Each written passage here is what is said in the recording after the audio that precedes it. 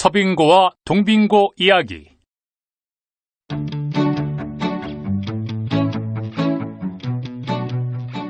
여러분, 이게 무슨 소리일까요? 한번 맞춰보세요.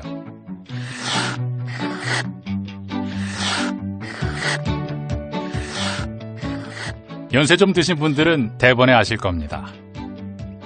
예, 톱으로 얼음 자르는 소리 맞습니다. 빙고. 빙고, 이거 한자로도 쓸 수 있겠네요.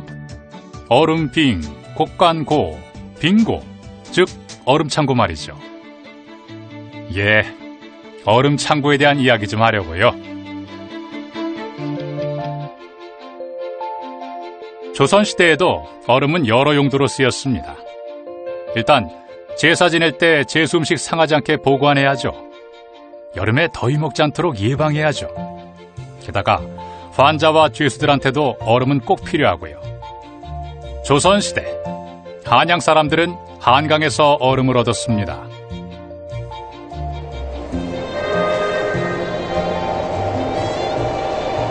이번 정차역은 서빙고역입니다. 중앙선 전철이 지나는 곳 서빙고역.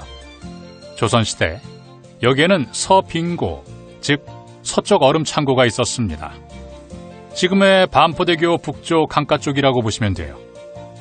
서빙고의 얼음은 주로 왕실 종친, 상급 관료, 관자, 그리고 죄수들한테 지급됐다고 합니다.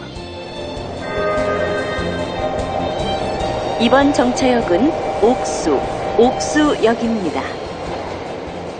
그리고 옥수동에는 동빙고가 있었습니다. 동빙고의 얼음은 왕실에서 썼는데 특히 제향, 즉 국가적인 제사에 올리는 얼음은 반드시 동빙고에서 가져다 썼다고 하네요. 한강이 넓고 길긴 하지만 그래도 한강이라고 하면 두모포, 그러니까 동호대교 부근이죠. 여기랑 그리고 지금의 합정동 부근의 강물을 얼음으로 썼습니다. 이 두 곳이 물이 맑고 물살이 약해서 얼음이 잘 얼거든요. 동호대교가 있는 두모포 부근을 동호, 지금의 합정동 부근을 서호라고 불렀는데 동호에서 만든 얼음은 동빙고로 가고 서호에서 만든 얼음은 서빙고로 갔습니다. 그런데 얼음을 잘라낼 때도 정부 규격이라고 해야 하나? 뭐 그런 게 있었다네요. 가로 30cm, 세로 45cm.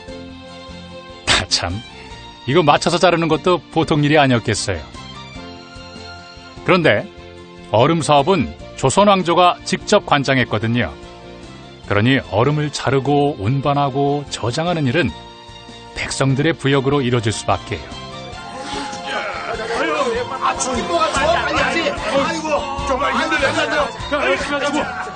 추운 겨울, 새벽 2시부터 해 뜨기 전까지 얼음을 잘라내는 건 보통 일이 아니었죠.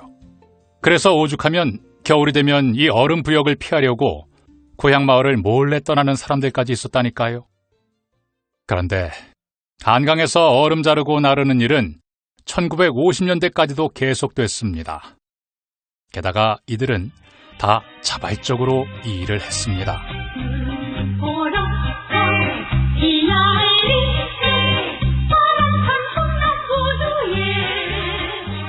예, 해방 직후 터진 6.25 전쟁으로 먹고 살기 힘든 서민들이 한강으로 나와서 그 힘겨운 얼음 작업을 했던 거죠.